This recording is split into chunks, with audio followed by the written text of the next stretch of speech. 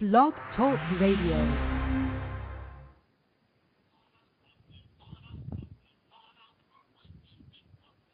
Well, that's an interesting song. Ernie, are you there? Yes, indeed. Yes, indeed. We're now talking about money, but not that kind of money. We're talking about open money. I'm Ernie Jacob, and Michael Linton is with me in the Comox Valley. How you doing, Michael? It's a sunny, cold day. I'm doing fine. How are you? Ernie, are you hearing me? Do we have a problem? Yes. No. You're here. I'm hearing you. Good. Okay. I'm just fiddling with my controls here as usual, trying to get myself together. Ah, good. All right. Well, we are here, and this will be a conversation for 45 minutes or so. We're welcoming callers in to bring us their questions, their comments, their information, and their feedback. And presently, I'm filling the airspace. United States of America, the phone-in number free is 646-716-9424. And if you're in Canada, you can Skype in, or you can drop us a note on the Blog Talk Radio chat, and we'll bring you in. Yeah, we'll do what we can. However, that is not the agenda today. It's always room for everybody, but basically if nobody shows up, we'll still talk to each other, won't we, Ernie? Yes, we usually do. But we actually have had an audience of one or two on occasion. And we had a couple of interlocutors on our last show on Friday, was it? No, Thursday. When was that show? Anyway, it was Portland Open Money, and it's podcast on Blog Talk Radio. And what do you want to start with, Michael? You want to start with the Time article, perhaps? The story about alternative currencies that the whole community currency world is gaga about. Yes.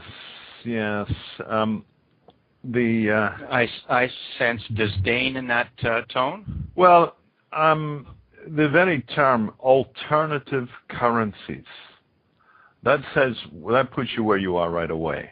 And indeed, the closing of the article, where the professor of, let me see what it is,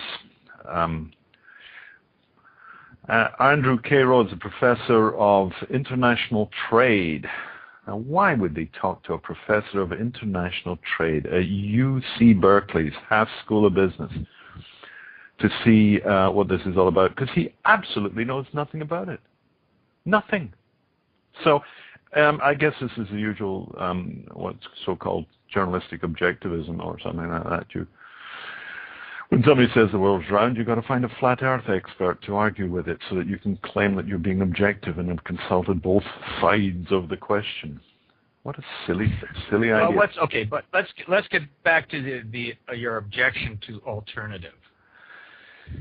Well, for me, the statement of alternative, first of all, says abandon the original. That is, there's an implication as soon as you say alternative that conventional money, legal tender, and national currencies have got to go. Well, as soon as you say that, you can rule out 99% of intelligent human beings as participants in your conversation. As soon as the word alternative is in there, you're basically saying, we're going to replace this with that, and you can too, and we'll all live happily in some Pollyanna cloud cuckoo land, switching this for that with our boggles and our widgets. And I think quite rightly, anybody who hears that implication switches off and cans it and forgets it. So the first thing I think is, if people talk alternative, they're missing the point. For a start, the currencies that we are describing and proposing to support through the Open Money platform, well, things have been going on for thousands of years in different ways, that we are bringing together the facility on the internet and ancillary networks. The plain old telephone system will play a part in the open money network, as will the notice board in the cafe, as will the nod to my neighbor and ask him to put it up on the net. All those components will be part of the new virtual money net. But virtual money is not new. Community currencies, networks of, I'll do this for you if you'll do that for him, if he'll do that for them, and it all comes around and goes around. That's the stuff of community from the last, 5,000 years. So once you start saying alternative, you've attributed a certain status and ascendancy to the conventional money, which it hardly deserves, certainly doesn't merit. And then you've belittled yourself by saying that you're an alternative to it and you're going to try and beat it in some way. So starting out, it's wrong on that respect. I'm equally negative about the concept of complementary currencies. It again is a diminishing concept, and it totally misses the point. By naming the currency as a complementary currency, you're saying that its major characteristic is that it complements the other one. Well, that's a pretty empty definition. It's like saying it's green or it's a happy money. It means absolutely nothing. It doesn't say anything about its function or its style or its performance or its origin or its properties.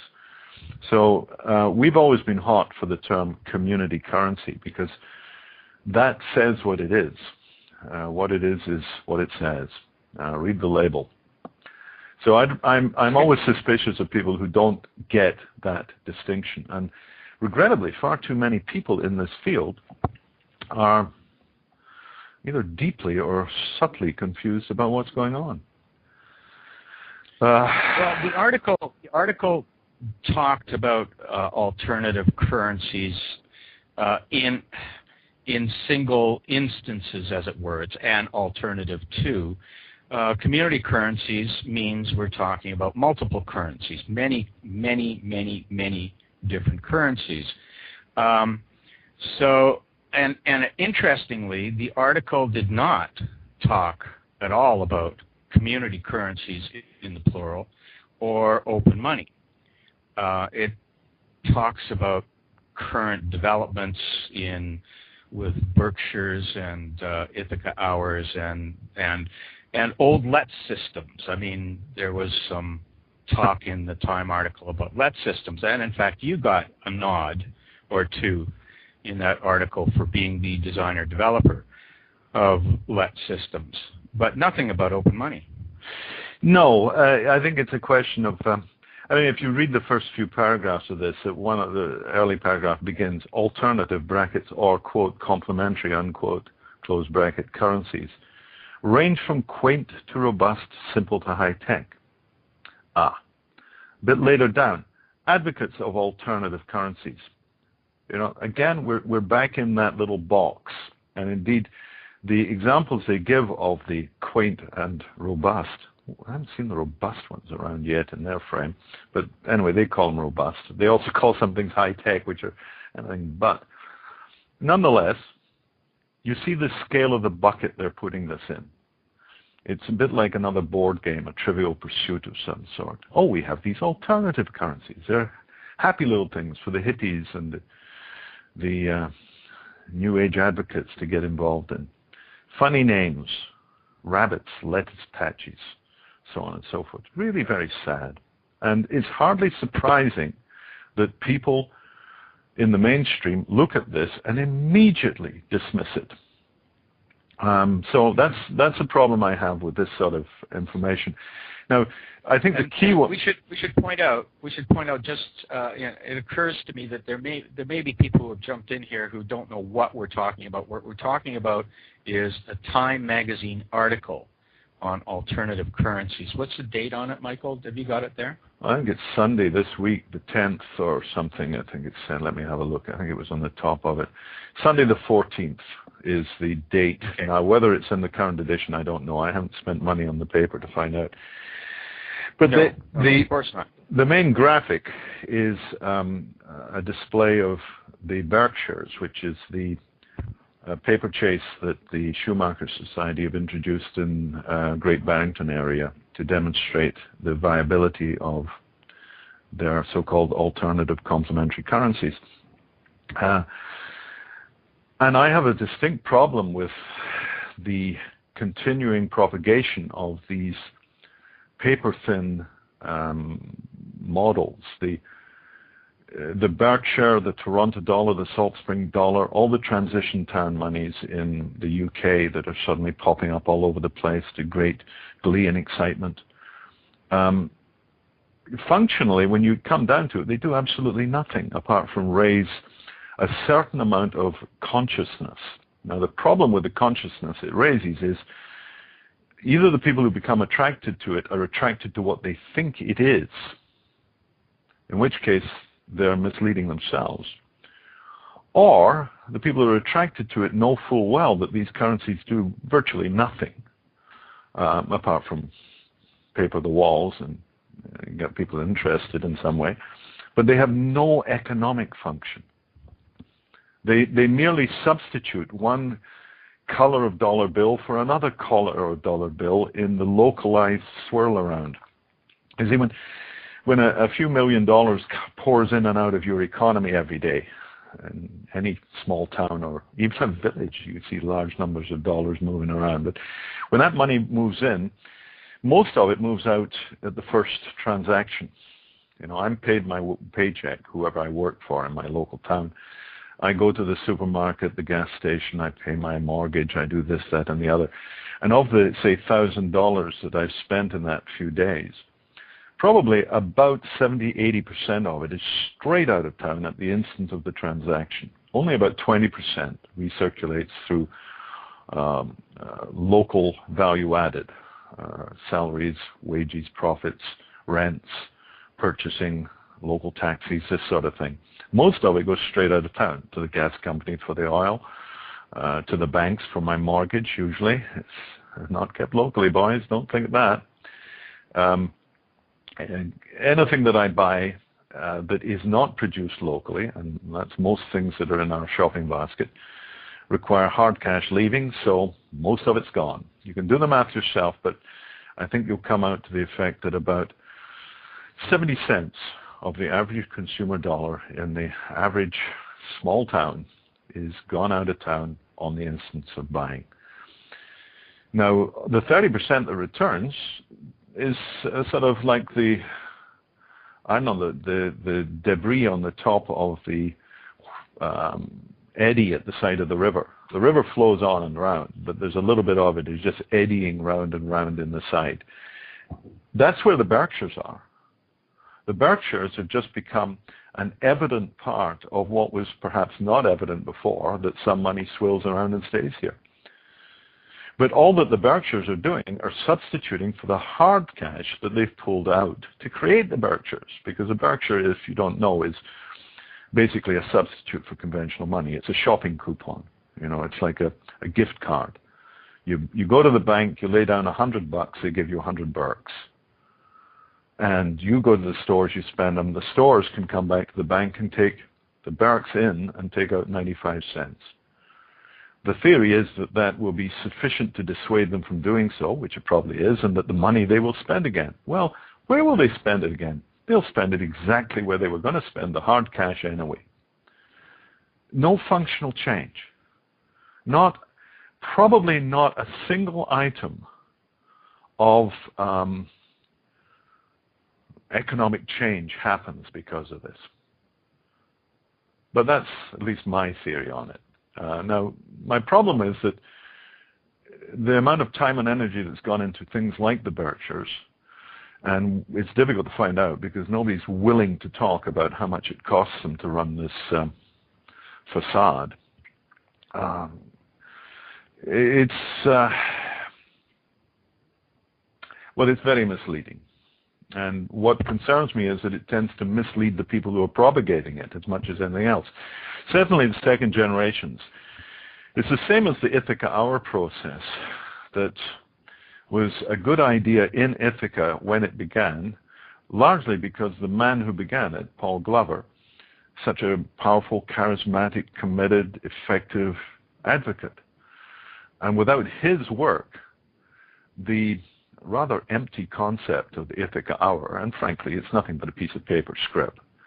It's a good idea for simplistic circulation and bringing ideas to the front, but it's an awful currency design. It's like saying we're going to build an airplane, but let's not bother with wings. They just get in the way when you try and go through the trees, and we live in a narrow forest, so we won't have wings. We'll have an airplane with no wings because we're in the forest. It's perfect logic.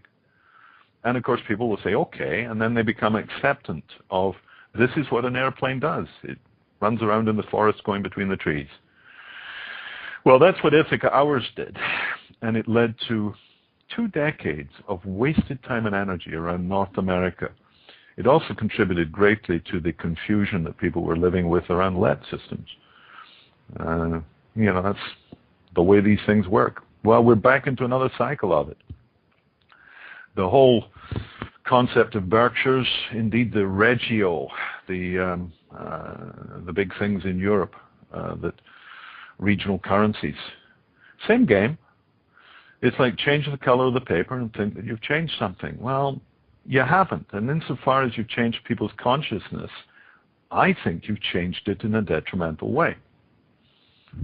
So I have problems with the Time magazine. It's not the first time I've had problems with Time magazine. Anyhow, Ernie, redirect me to it. No doubt. And no doubt there will be more. Okay, so let's jump to a few things that you said on the on the last Blog Talk Radio show about Portland open money, and I think it segues rather nicely into this conversation, because what you said was what's powerful about open money is the capacity to create money, to be sovereign with our monies in our own communities. And that sovereignty is enhanced as more and more of them emerge. So perhaps you could talk a little bit about what you meant by that sovereignty is enhanced as more and more of them emerge. Well, I think it's like snowflakes on the sidewalk. One snowflake here and one over there, they're not going to last. Even in cold weather, they're going to disappear in due course. In warm weather, they're gone in a flash. And the problem we have with any of these ideas is their aggregation into society. When does it become something that people see for what it is, rather than don't see because they have no pigeonhole to box it into, no way to understand it apart from something trivial? And I think that's about much personal experience. I mean, by not so much in terms of time, but much in terms of many. We want lots of people doing this.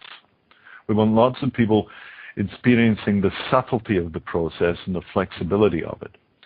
And the difficulty with all these single currency, we have the answer for you, let's do it this way and then we'll all be happy.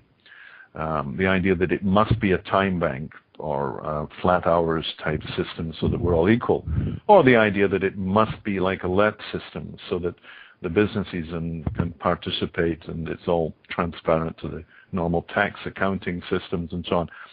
Each one, no matter how good it is just one system. And although I am an autonomous member of that currency, a user of that currency, and my ability to issue money in that network is, it's embedded in the concept. Anybody in a let system or a time bank can be positive or negative, basically. It's a mutual credit system, some up, some down. We have created the money. We as a group, without having to form a group, without having to create structured agreements, we are just jointly participating in this thing and it's working. Okay, but my participation in it seems to be predicated on the idea that there's another 200, 300 or whatever people there. So I lose my sense of being an independent actor, or at least some part of it. It becomes evident to me that I have control over this when I think me and my 5 neighbors should have a car-sharing collective. Or my family and our closest friends should have a childcare network. Or there's 25 of us that I know around the world that deal in this particular antique line. We're after green bottle stoppers that came from Bratislava between 1942 and whatever. Like suppose we've got some particular fetish. We need a particular network to support that game.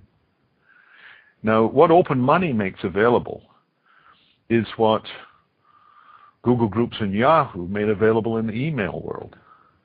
They said, you want to talk about something? Start an email group. You can do it. Here, click, bang, you're off. An email group for green bottle stoppers from Bavaria, an email group for your local childcare network, an email group for whatever. Well, similarly, a currency for whatever. So that the sovereignty lies not merely in the participation. Ithaca Hours gives you that. It lies not merely in the ability to create the money. Any mutual credit network will give you the ability to create money. It lies fundamentally in the ability to create a currency system at will.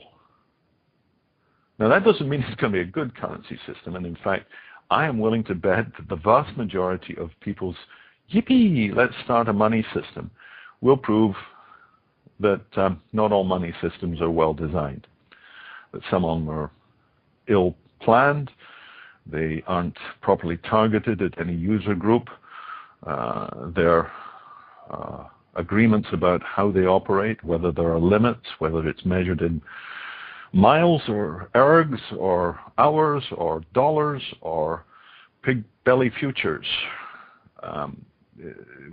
Some of them will make sense and be practical. Others will be mere fantasies and fetishes. Should I talk about the woofies, for instance, or are they wuffies? Cory Doctorow. Wuffies. Well, yes, good. All right. Well, Cory Doctorow is a brilliant writer. He's a Canadian. Hey. Created the WUFI concept, which is basically a reputation accreditation. It's nice job, Ernie. I'll give you 5 WUFIs for this. Now, within the novel that he introduced this, which name escapes me right at this moment, it makes perfect sense. It's a continuing theme in the book. But will it fly in the real world? That's a whole different question. And my analysis would be that no, it won't go anywhere apart from Time magazine and some other ill-conceived journalistic places. The concept of reputation currencies, yes.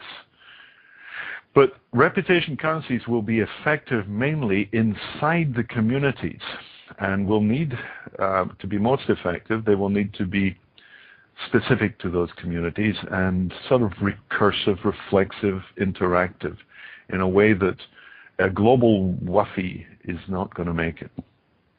Now, I'm glad he's introduced the concept, and I'm glad to see it gaining some, shall I say, currency in many areas, but as a practical initiative, it's, well, it's a nice story. But as you say, I mean, the WUFI can be can use the open money platform to check it out, see what it's worth, how it works, play with it. Oh yeah. Now, that's this brings in community currencies and open money. The distinction between them, I think, needs to be elaborated. Okay. A community currency is quite simply money that is acceptable to a community of users. It's something that is used perhaps by 20 people, perhaps by 20,000 people. Perhaps it involves businesses, perhaps it doesn't. The definitive characteristic is that it is a community money. It is not accepted in other parts of the world You can't take it to your bank and expect them to deposit it into your account. Only the people who think it's sensible or useful or applicable are using it. That's why it's community. But it could be like the Ithaca Hour, a fiat, unbanked piece of paper. In ourselves we trust, maybe, printed across it. Great idea, so far as it works. But it's not a money that you have control or autonomy within. It's just another piece of paper that you get to pass around, that's created by an institution, not by you, whose value is dependent upon, well, not you. It's not your fault if the Ithaca Hour flies or falls. However, in a mutual credit system, you are responsible for the money that you have created and issued by your transactions. So in a community currency that's mutual credit, you are a responsible entity, and there's an increased level of responsibility, accountability. Now, well, it's a reputation issue. Yes, if you don't perform according to your promises, then you are known as a person whose promises are worthless. So if you want your good name to persist and you want the value of returning again and again to this well and to be part of the give and get cycle and to spend money, earn money, spend money, earn money, you've got to do both sides of that coin. And it is your responsibility, and you personally will thrive or crash according to your willingness to behave like a responsible human being. Sorry about that, but them's the rules of the game. Now, open money is the space that enables that on a very general framework. That is, anybody, anywhere in the world with access to the internet can use the available facilities, and I'm going to say a few words about that in a minute, to implement their own currency. That's an open space. It's the money that's open. And our development process is the development of an open money facility. It's like we're saying, by comparison, that we're trying to develop and propagate the internet. We're not trying to create a browser. We're not trying to create another social network or a search engine. All of those are things that operate on internet and are expressions of what internet makes possible and available. And any currency in the world, even the Federal Reserve or the Mexican God knows what, or the Malaysian whatchamacallit, whatever they are, they exist because it's possible for people to enter social and contractual agreements and manage them through these symbolic exchanges of items of record, pieces of paper, coins, bills, whatever. But that doesn't mean that all the currencies created are open. In fact, the history of the human race has been that probably 99.9% of the currencies that have been effective through the last few thousand years have been very closed indeed. You didn't get to make gold coinage unless you had gold. You didn't get to use any coinage unless you had an acceptable means of earning it, which was probably determined by the king or the archbishop or something. So our previous monetary models have been very closed. Open money is, first of all, the recognition that social agreements are within the autonomous, what would you call it, opportunity, the right of the individual. It's not so much a right, it's a fact. And the fact is different. I mean, in some cultures and regimes it would be inappropriate for you to publicly engage in these currencies. You'd have to do it very privately and covertly to keep your head on your shoulders. But in the West, in the so-called land of free speech, if I say, Ernie, you did a good job, thank you very much for what you gave me in your services or your goods, I'd say it would be worth at least $400 if I'd gotten the money. I don't, so I'm going to acknowledge you 400 local dollars, our money, no hard money, I'm just acknowledging the value of the gift that you gave to me. Now, that's an open statement that the principles of free speech in a free society evidently make proper. Now, it's also appropriate that in most of those circumstances, taxation applies. You know, we live in a constitutional democracy. We live as a society that pulls much of our resources towards our common needs, our roads, hospitals, armies, Senate seats, all the peccadillos of the political game. Don't get me started on that. But yeah, we do collaborate through our tax system to support that which is common to our constitutional democracies. So we should pay taxes on earnings, whether they're earned in the federal dollar or our local dollar. Else we are ducking our community responsibilities. Now, I'm not saying that all tax is well levied, or much less that it's well spent. On the contrary. But I don't think we can claim any moral high ground by pretending that somehow or other we have removed ourselves from that moral responsibility. Okay, that's a good point to take a wee break. There are some people that have joined us on the Blog Talk Radio chat, and there's a question that I've got for you. If anybody wants to call in, the number is 646-716-9424. If you tuned in late, this is Open Money on Blog Talk Radio. I'm Ernie Jacob. The guy that's doing most of the talking is Michael Linton. Ain't that the truth? Ain't that the truth? That's okay, so here is a question for you. Don't we have to distinguish resource allocation currencies from social status currencies? Oh, yeah.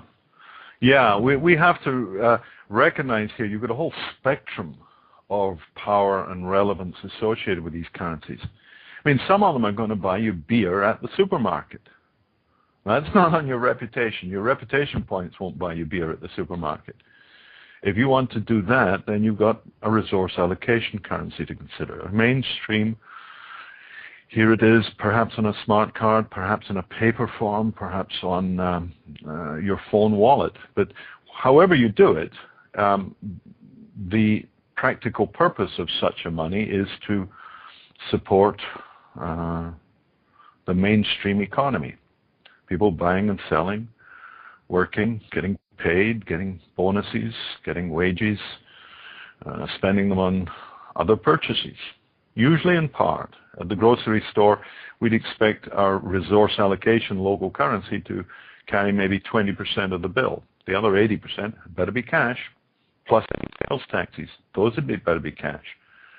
But it's nice to have the 20% go through your local currency and your local circulation cycle. Now, ranging from high turnover, localized, what I call means of exchange currencies, currencies that support you in buying and selling, versus harder, longer-term currencies that are supporting capital investment, the funding of a new school or a sewer project, or the introduction of a small enterprise, maybe a youth employment project that gets 20 people to work. Now, these can be equally supported by forms of currencies, which are, in many cases, not so much resource allocation as resource creation currencies. So again, that's a different category. Now, the lightweight stuff, which is not insignificant merely because it's lighter weight, that I say, Ernie, that's a lovely hat you have on today. It really shows off the color of your eyes, and I think it's worth 10 wuffs, or whatever we have decided our local reputation score is. That's great. And at the end of the year, you may have plenty of wuffs, and you may have passed around plenty of wuffs.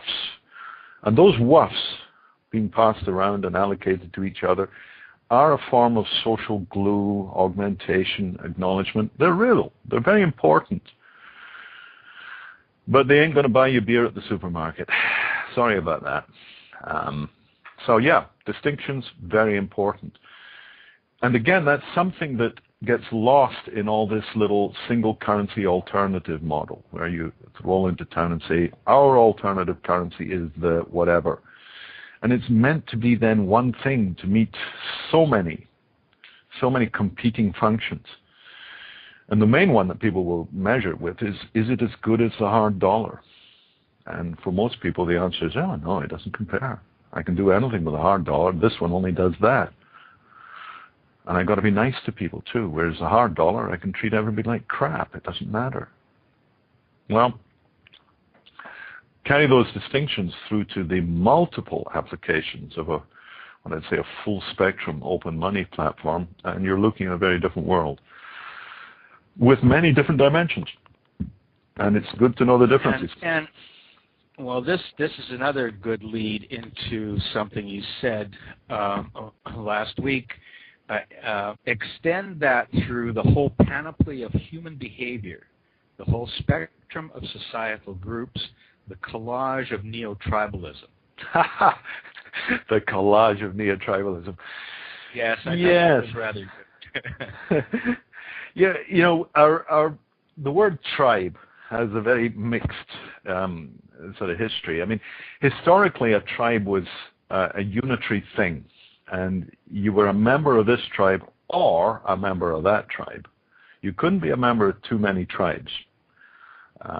You know, it just didn't work with the phobic nature.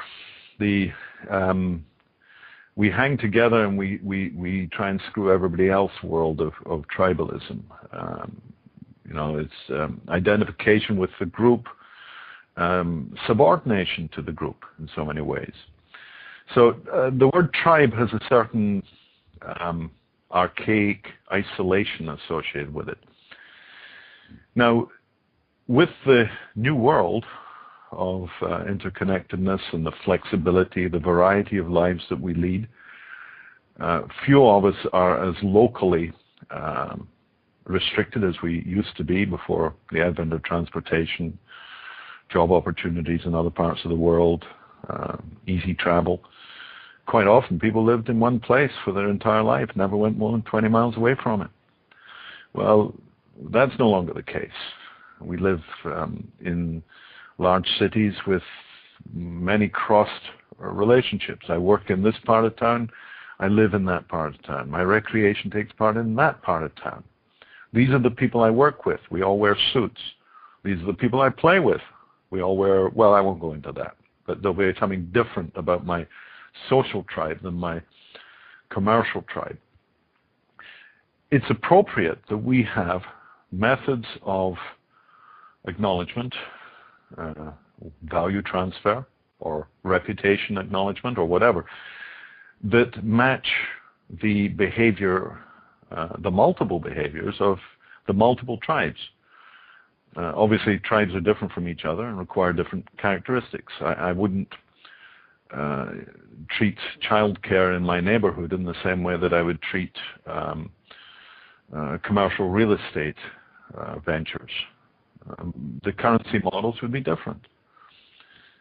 And even within a particular group, take a Chamber of Commerce. Chamber of Commerce in your hometown, of course it'll have a currency, unless they're plain stupid. Yeah, it may take them a while to catch the gist of it, but they'll have at least a currency for their Chamber of Commerce membership. And then there'll be, within that, several different groupings, those in the retail business, those in the service business, those in healthcare, those in professional services. They may each have different currencies. Some of these will be overt, some of them may be covert. Me and my mate and 5 others at the back of the bar, we start a little currency. We don't tell anybody else about it. It's our game. We don't have to tell anybody what we're doing, unless, of course, tax implications, but nobody else needs to know. So even within a single physical community or tribe, there may be several, maybe dozens, maybe hundreds of currencies appropriate to the subtle distinctions within that group. I've often tried to work out how many currencies there may be on the planet in a few years. And the numbers just quickly spiral off, partly because the distinction between reputation currencies and, say, resource allocation currencies will be quite substantial. In terms of resource allocation, I'm guessing at least one currency per 100 people. That's not to say that that'll be the dominant currency at all. In fact, it will be very subordinate. The active currencies will be those with, say, 10,000 to 100,000 people involved in them. That's where the most of the economic transactions will take place.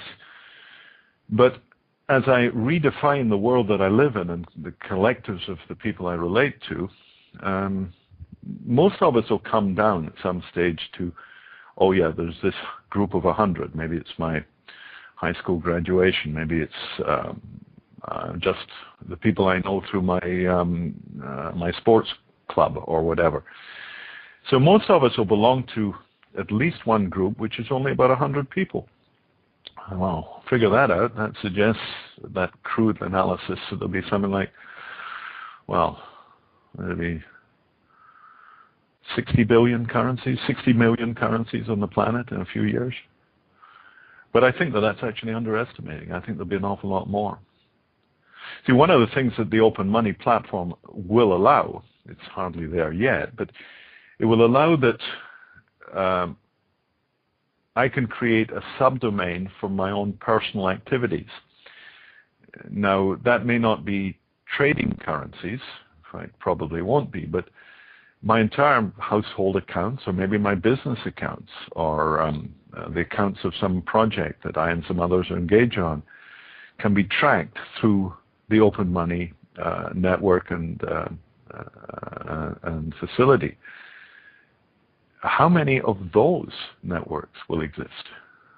The numbers just disappear into the stratosphere very quickly. It's the difficulty with a fractal propagation is, well, it's not a difficulty, it's the asset of a fractal propagation, is there is no edge, no limit. It just goes on. Yeah, and we've got 17 minutes left, and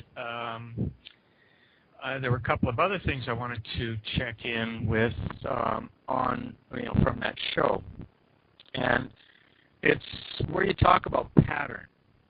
The way money moves is the way things move, and you can just focus in on that one because you went all over the place with that way. Look, you want focus or you want all over the place? Okay. What we tend to see one part of the traffic. We've become so addicted to the monetary model that when we talk of the economy, we talk of so many $1 trillion. We talk of inflow, outflow. We talk of trade balances. We talk of the value of the money. We talk of the average earnings of people in this sector or that industry. We're looking at the money. Now, this is a fairly effective way of tracking and observing the economy. Watch the money. Follow the money. Where's the money going? How much goes here? How much goes there? But of course, we also have to recognize that generally when money goes from me to you, it's because something else went from you to me. The taxi ride, the bottle of beer, the 6 hours of consultancy or whatever. There is a transfer of something physical, tangible, valuable, substantial, or that's arguable in some cases, particularly around consultancy, but there is a thing happens in the world, and then there is this marking of it by the monetary transfer. So every event in the transaction universe that we call the monetized economy can be seen as the money goes from A to B, and it can be seen as the thing moves from B to A. And then B goes to C, C to D, E to F, etc., on and on and on. Now, was I talking about the money or was I talking about the thing? Well, it doesn't matter. It's just that they move in different directions. It's Electrical engineers sometimes talk about electrons and sometimes positrons. It's just a different way of describing how the current flows. You just say, oh, it's going that way or it's going this way. It's the same game.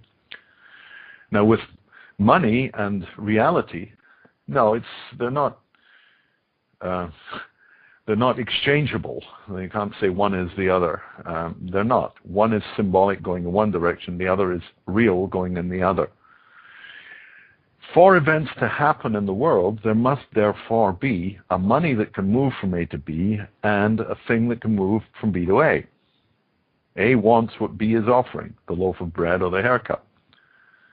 B wants what A is offering, the money that B has available and A is willing to accept. If I got that the wrong way around, that's too bad. But you can get the picture. Both components have to be there. Tangible good or value and an effective money. If those two are there, the event can take place. And then the next, and then the next, and then the next. Okay, since the money that we're generally dependent upon is legal tender, conventional money, bank and central government issue, not yours, its value lies in the money, not in you. It can go anywhere. Guess what, folks? It is going anywhere. In fact, it's going to generally the cheapest source of supply. If the money doesn't care about you or your community, as it doesn't, if we're talking conventional money, it's going to go chase the biggest bang for its buck. So it's going to go to the third world where there's no environmental considerations worth worrying about. They're out of our sight, they're out of our mind. We don't know the human rights issues. Just give me the cheap goods. It's going to go to the oil industry, of course. So much of our economy is basically just pushing the carbon. We're just peddling drugs to each other. Unfortunately, it's a killer drug. We're going to have to do something about the carbon. But the money we're using at the moment is so suitable for trashing the planet through pumping carbon into the atmosphere. Nothing has ever been designed that would be so effective at it as what we're doing. And that's simply because that money preferentially will go to the places where it can create the most leverage and get the most return on its investment without accounting externalities, without counting history, what it's discarding, without counting the future that it's dissolving, destroying. Hell, we made a good profit this year. My books are up. Well, why? Because we didn't actually count what the money did. We have no recognition of its pattern. Well, the money we're dependent upon is trashing us at a fine old rate. And what we need to look at is the benefit that comes from a money that's pattern circulates inside this community, be it the 10 people or the 10,000 people. That which I do with this money contributes to others in my community being able to do things with each other. And in a way where consent is essential and externalities are internalized. We start counting the costs. Well, it's a different way to go. Once he's done with pattern, I am looking at the Skype chats in this, and okay, and here, let me put, you got it? I'm here. I think we have a lot to learn about how open money will emerge by looking at how decentralized social networks are emerging from services like Facebook or Ning. Absolutely. Thoughts? And yeah, that's a very good point, Guillaume. What we're seeing with the sort of aggregation and connectivity that is emerging in social networks as a consequence of the technology and the opportunity and the benefits thereof is a very good indication of the of how we anticipate the propagation of open money, except that we think it'll be at least an order of magnitude faster and more productive in every sense. That's mixing quality with quantity, so it's rather vague concept. But things are going to move so damn fast, it's ridiculous. In a way, one can look at the propagation of the internet when the internet was first conceived, it didn't exist. It had to bootstrap itself. Now, if you think about how the internet could have propagated if the internet already existed, which is an absurd hypothesis, but you can imagine it would go a damn sight faster if it could use the tools that it had already emerged with. Well, the propagation of open money is going to ride upon many of the phenomena such as the social networks.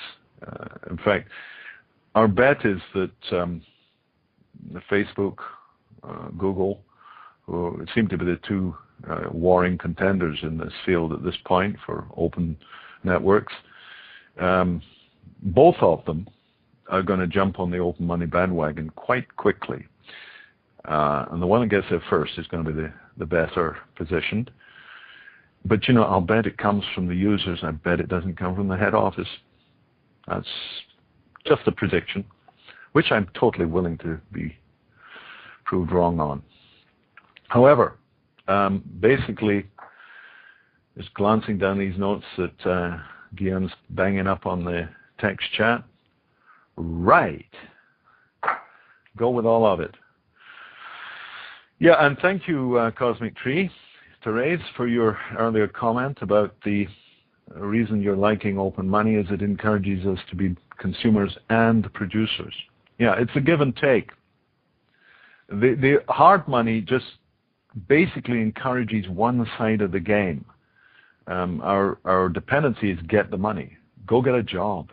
You need a job. Why? Because you've got the money, so you can spend it, because you've got to be a consumer to still alive in this world. So our focus is get it, get it, get it. Get the money, get the money. Oh my God, it's gone again. Go get some more. And that's such an imbalanced behavior where we're in contention with those who pay us. We want to give them as little as possible for the maximum money. And then we're in contention with those who serve us. We want to get as much as possible from them for as little money as possible. It's a profoundly ungenerous society. It's a recipe for disaster. Hey ho! Like as we like to say, it's the most for the least. Yeah. Is the con money game, and community currencies, open money, let systems are quite different, and convivial games. Yeah, they encourage that quality of human nature and society, which is the only glue that's really kept us going, despite the nastiness of our social and our institutional and our financial arrangements. If people were not capable of generosity, love, respect, conviviality, we'd have burned out 1,000 years ago. The true nature of human nature is in a way hidden behind the facade of our society at the moment. But without our capacity to be human, to be related, to live in this soft give and take, the to and fro, our society would be dead. Our families could not exist without that, never mind the interactivity of society. But yet we have obscured all this and believed in the survival of the fittest on this primitive expression of what social Darwinism supposes itself to be. The Horatio Alger stuff, go get rich. It's good for you, it's good for everybody else. What's good for General Motors is good for America, I believe, they used to say. Do they still say so? No, it's a different world when we start using a different money. So please, let's get on with that. Which leads me to the comment that I wanted to make, which is in our last 5 minutes. We have for several years now been promising the imminence of an open money platform that's applicable, available, effective right here, right now. And unfortunately, for several years, we've been unable to provide. I won't go into the details of all of that. It's the usual suspects, the usual process, the way the world works. Things get close and then they fall off, and then they get close again and then they fall off again. But one of the major protagonists in the development efforts, Hugh Bernard of hughbernard.org, has recently announced the latest installation package for CC Lite. Now it's not entirely polished yet. There's a bit more testing to be done, I know, but if you go to hughbernard.org, you will find links to the CC Lite package, and there's a Debian package on there which provides a full open money platform. You can create cascades of namespaces. So you could have London, you could have sectors of London, you could have sectors of London. It can create multiple currencies, and it can support any individual within that namespace in an open money facility. So I would acknowledge Hugh Bernard as the first to produce a mainstream on the road get your money here package. It's not going to be the only one, and in the next few weeks we hope to be able to both provide a facility of the CC Lite package for anybody who wants to join into our namespace, and also some parallel efforts, Jeff Cheshire's Regenerosity package, as a very flexible and interesting application of the open money concept, which will also contain the Let's Play game as a high-power educational meme. Without the game, people are left trying to explain this to each other, and believe me, that's difficult. If you don't believe me, go out and try it, and then you will believe me. It's difficult. On the other hand, if you can take people to a game that gives them more and more understanding without the intervention of the argument and contention that usually goes on, then everybody will move much more quickly. And the third strand of our new opening, which will be on lets.net, which is a very bare bones at the moment. If you go to lets.net, the bones are bare, my friends, but they're there. We will be opening, the third one will be Eric Harris Brown's Ruby on Rails package, which is perhaps the most productive design, but needs considerably more ongoing work to take it to ready for the road level. So this is coming over the Christmas and New Year, and about time too. Boy, you got that right. So we've got 2 minutes left, and I think it's probably a good time to pack it in. What do you think?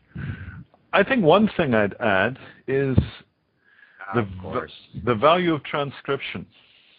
You know, these are great to have these conversations, even more so when we get our video stream going along with it, and we can be highly interactive. It's basically like the town hall meeting is open between 10 and 11 every morning. That's our approach. But even then, that which is said, the issues that are raised, the conversations that come up, they are better articulated in text, on screen, in a searchable format, and then the propagation is huge. 1 minute. We need help with transcription. That's what it comes to. Anybody that can help with transcription, please email us. I'm Ernie at openmoney.org. Michael is MWL at openmoney.org, and you can Google Open Money, all one word, you'll find us, or go to lets.net. And that's it for today. Thanks, Therese and Guillaume and the others who joined us on the chat. Some were listening. Isn't that wonderful? It was good to have the questions and the input, and I hope if you had as much fun as I did, then we had a lot of fun today. Thank you very much, folks.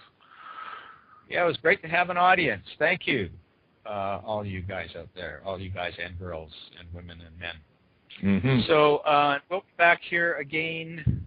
Well, hopefully we'll be on again tomorrow night, probably around between 6 and 7 on Blog Talk, and we're probably going to try a stream, a video stream also at the Avalanche Used to be the old Arbutus Hotel in downtown Courtney.